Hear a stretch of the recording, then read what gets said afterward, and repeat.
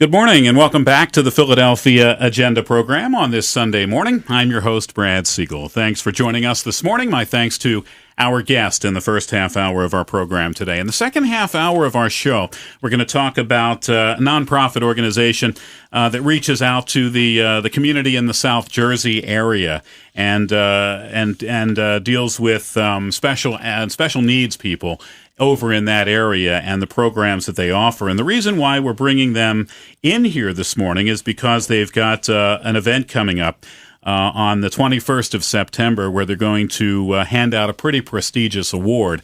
And you may remember that we had Durand here in the studio earlier this year, and we had talked about bringing them back to talk a little bit more about the Temple Grandin Award and what this is all about, and talk a little bit more about this year's recipient of that award. So that's what we're going to do here this morning. Let me introduce my guests in studio before we get into our discussion today. First of all, Ray Cristofoletti joins us on the program again. He comes to us as the Executive Director of Durand Inc. Ray, good morning. Welcome back to the program. Good to see you. Good morning. Thanks for having us again. We really appreciate it. Our pleasure. And joining Ray in studio this morning is Tanya Fagans, and she is Director of Residential Services. Tanya, good morning. Great to see you. Good morning. It's great to be here. Thank you for joining us on the program as well. So for those who didn't hear our earlier program, and we focused a little bit last time on the foundation more so than the nonprofit itself. Ray, start us off. Tell us a little bit about the history of Durand Inc., going back, the reason why it was started. Lead us up to where we are today. Sure, glad to.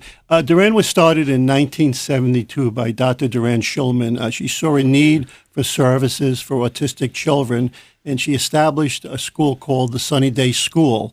And she had a lot of foresight and vision. And she had come over from occupied France, and she was a psychiatrist with her own practice here in southern New Jersey.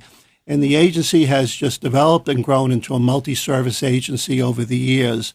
It has residential day programs, group homes, a school, and respite services. And it's governed by a well-known community leaders, business leaders from the community, and educators.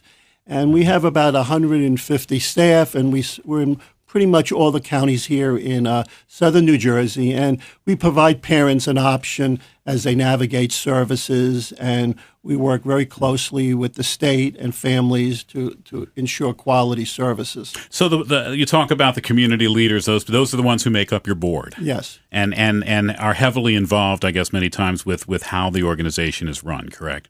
Tell me a little bit about, because you just touched on it briefly. Tell me a little bit about the difficulty that families have many times in navigating the programs and the services that are out there for their special needs children. Well, autism, comes in many stories, and it's very challenging, and parents can sense something's wrong early. They see their child may having a need for aloneness or sameness, and usually the first sign, arrives in a cloud. Mm-hmm. And parents will call us up in terms of how to access services, how to get into a private school, how to get state services. One of the big things is when a child turns 21, we call it over the cliff, mm-hmm. when the Department of Education services are over, and now they have to go into a new system, which is not mandated. So families have many struggles economically, emotionally, and we have staff who are also family members of their own challenges, and they have a lot of expertise. So we get a lot of calls from family members on how to get services and to get good outcomes from their families. From what I understand, and from some previous programs that we've done here on the Philadelphia Agenda, that it's that threshold of 21 years old that really creates the problems in society out there, because at that point there are a limited number, if very many programs out there to handle people that are 21 and older. Right, and there's always a strong waiting list for residential, mm-hmm. and for a family member to come to the conclusion that their loved one will be better off in a residential program is a long, hard decision, mm-hmm. but really a good decision, but there's a strong waiting list to get into group homes.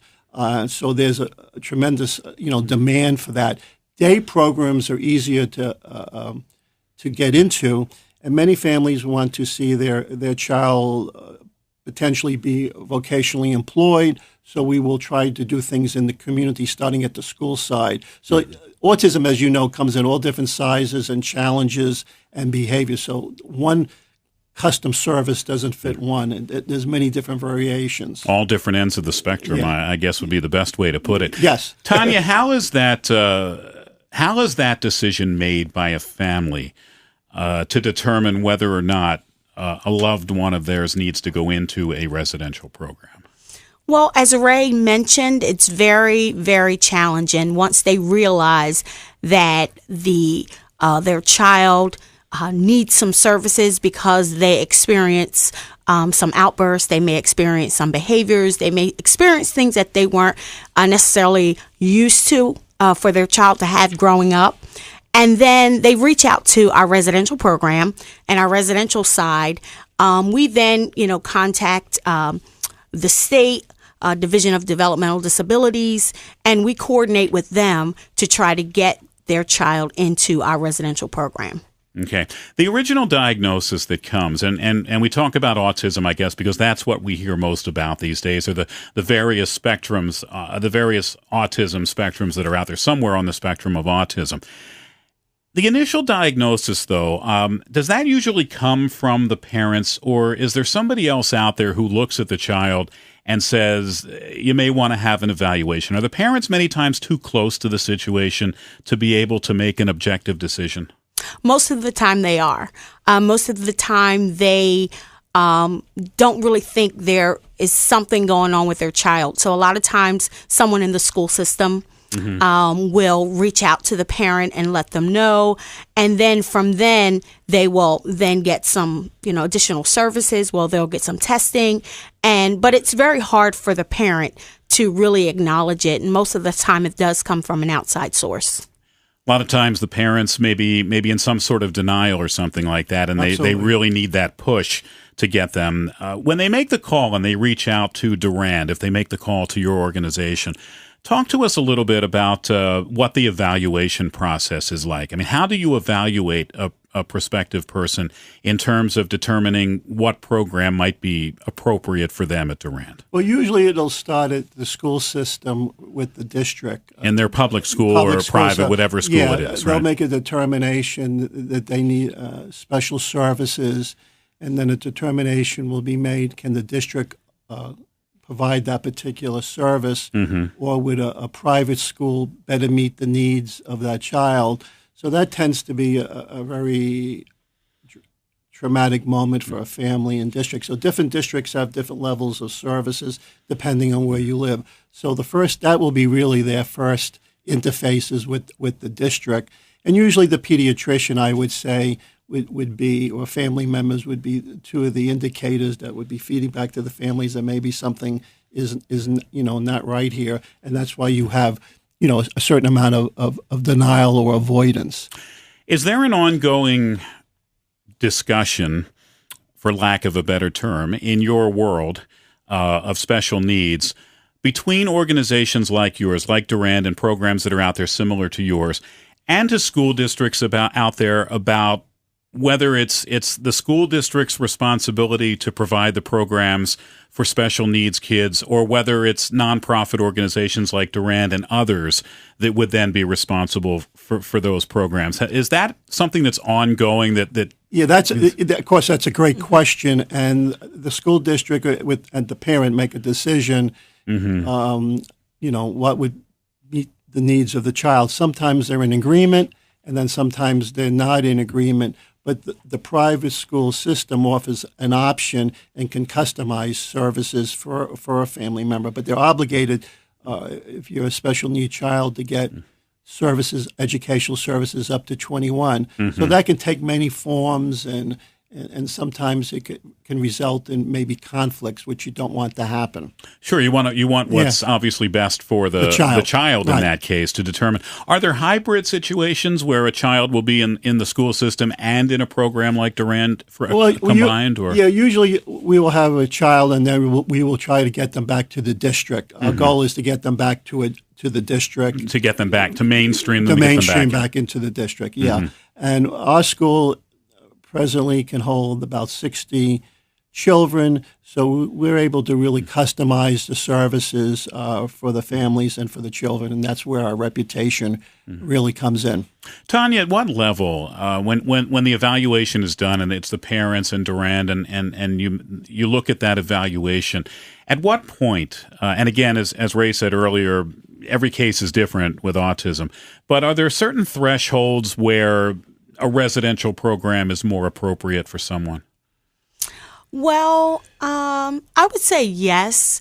We have certain individuals who come to us that a residential program, because there is a lot of community involvement, there is a lot of dealing with specialists, and sometimes coming to a residential type program gives that flexibility that they wouldn't get at other places or wouldn't get in some type of other form. So if they come to our residential program, they have the flexibility. It's more like a home environment for them. And so for some of our individuals that come to us, their parents are looking for something that's similar to where they came from, similar to a home environment, and that's what we provide in our residential setting. And so sometimes that helps determine whether they come to us or they go somewhere else, depending on if they want that feel of still being home, because it will be a big shocker to someone to go and they're at a different type of setting that's very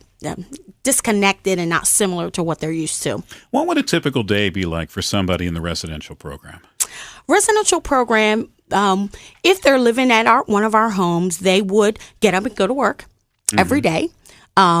Because we want the best thing for them is to have the best quality of life. We want it to mirror everyday life for them. So they would go to a work setting or work program. They would come back. They would work on life skills. They would do community outings. They would go and do banking. They would get haircuts. They would go out in the community, assist with shopping. It would be like an everyday, like their home. And that's what we want to provide for them. We want it to be very similar to their home, just like everyone else. Now, are they going out supervised? Yes, absolutely. Yeah. We have a staff with them 24 hours. Someone's there around the clock to just ensure that they have the best quality of life. And you say, and some of it done in a work setting. Yes. So do you set up the jobs for them? Well, the adult training services program, which we have at Durand, which is our day program, and basically their work program, that's set up by the day services. So we just allow them to go, but once they get there, their skills are assessed. We assess what they're able to do. We assess how much time they should be spent in the community, how much time should be spent in the program, what things they should work on. And once that assessment is done, that determines what they'll do during their work site. So do you have partner organizations then that Durand works with that have those jobs? Yes. We have some of our individuals work at your local Wawa. Some of our individuals work at ShopRite. Some of the local places in our area. But we try to go out and partner with as many places as possible to help ensure that our individuals get work. And are the residential programs only for the ones that are older, 21 and older? Right now, we have 5 homes, and right now all of our homes are made up of individuals that are 21 and over. So they're currently. so they're in that program. Yes, they're the ones that are older. So and then Ray, during the day, the younger ones are in the school setting, Yes. and the other. Are there other programs also at Durand that they that they interact with in addition to the school? No, but the school has a summer program, so that we have a summer option also for families that want to take advantage of that. How taxed are you by the numbers that we continue to see increase in terms of the numbers of people that are diagnosed with autism? And you and I probably spoke about this the last time you were here, that when I first started doing autism programs here many years ago, it was 1 in 150, and now we're down to, I think, 1 in 68 right now. So how is an organization like Durand taxed when we continue to see those numbers go up? Well, the state's been pretty progressive about opening up day programs and giving nonprofits funding to open day programs, which is a good step. But the numbers are absolutely increasing. It's staggering, and it keeps increasing all the time. So I think if you look at the CDC statistics, they would boast in cost and numbers, you wouldn't believe it. But I would say where our development is in our day programs. We were able to open 2 day programs, and we're looking to open up another day program. Residential is a bigger need, but is a little more difficult and cumbersome to open that up, and the funding's a little harder to come to on that. Are the numbers going up because we're getting better diagnoses? Well, people say that, yeah. Is that yeah? People that's say what you're hearing? Yeah. So and do you see that with the kids that are in your program in your school setting? Well, Jersey has a really good delivery system for autism, so people do move. Some people do move into the state, and people are really good self-advocates in the state of New Jersey to get services, and the families really organize well together. They absolutely organize well together, and that's why we established the Temple Grandin Achievement Award to really educate families and have guest speakers come in like Temple last year. So we're always educating and trying to show methods of how to work with the population. Do these programs come at a cost to these families? No. Federal law up to 21, you're covered by federal law, and then when you're over 21, it's not an entitlement service,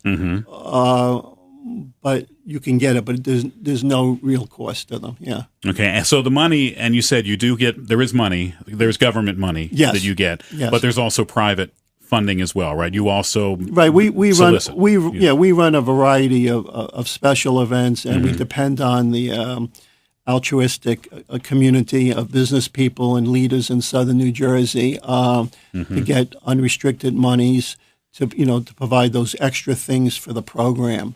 Has the community stepped up? Are people seeing that special needs area, autism, developmental disabilities, this area continues to grow, and organizations like Durand Inc. Need the money to be able to continue to provide the programs? Yeah, I think absolutely, no question, because no matter who you speak to, everybody knows someone in their network or their family network that is subjected to someone being special needs. If you notice in your family, your friends, you'll have someone, and you'll identify. So people in the community, we have a wonderful reputation, and we're always looking to improve our services. But yes, the community recognizes the value of us and many other agencies also. Right. We're not the only agency doing this. There's other ones. Yeah. You're listening to the Philadelphia Agenda. I'm your host, Brad Siegel. We're talking about Durand Inc. here this morning, established back in 1972. It's a nonprofit organization with a long tradition of providing care and education resources to meet the needs of children and adults with special needs and their families living in South Jersey. Joining me on the program this morning, Ray Cristofoletti. He's the executive director. He is joined by Tanya Fagans, who is the director of residential services. And as I said at the top of the program, pretty much the main reason why we brought you in here this morning, not only to talk about Durand and also the programs and the residential programs, but you've got an event coming up on September 21st where you're going to hand out a pretty prestigious award at that event coming up at the Westin Hotel in Mount Laurel. Tell us a little bit about the Temple Grandin Award, and I guess start off by telling us a little bit about Temple Grandin. Well, last year we were able to give a Temple Grandin an award, and she accepted, which we were really grateful and proud of. And she came out, and I think we sold 500 tickets in less than a week. And she was absolutely phenomenal at the event where she made a presentation. Family members really profited in the Q&A afterwards with her, and really no one left the facility. We had it at Burlington Community College at the auditorium. And she was just thrilled to come and get the award. And she had such a positive experience with us that she allowed us to use her name, the Dr. Temple Achievement Award, which we are using. And we put together a committee from our board, educators in the area, and we nominated this year Dr. Stephen Shah, who is also on the spectrum, a professor at Adelphi University, nationally and internationally known, and he's very big on sensory issues. Okay, one of his trademarks is he always wears a hat because it makes him feel comfortable, and he's going to talk about sensory issues with the population to family members. We had to move it to the Westin because the community college was not available, and we see this award being given out every year, and the committee meets to basically identify someone who is worthy of the award. What has and Tanya, maybe I can throw this one to you. What has Dr. Shah brought to this community or the world of developmental disabilities that warrants the award? Tell us a little bit about him. Well, I think that one of the things that is really great is he's on the spectrum, and we're trying to bring a lot of awareness to individuals with autism, making them aware of what autism is all about, making them aware of, everything that involves autism. And because he's on the spectrum and he has, has such a phenomenal way of letting everyone know that he's working, he's doing well, he's doing well in the community, he has done well, he's able to really speak on autism, and I think it will open up and broaden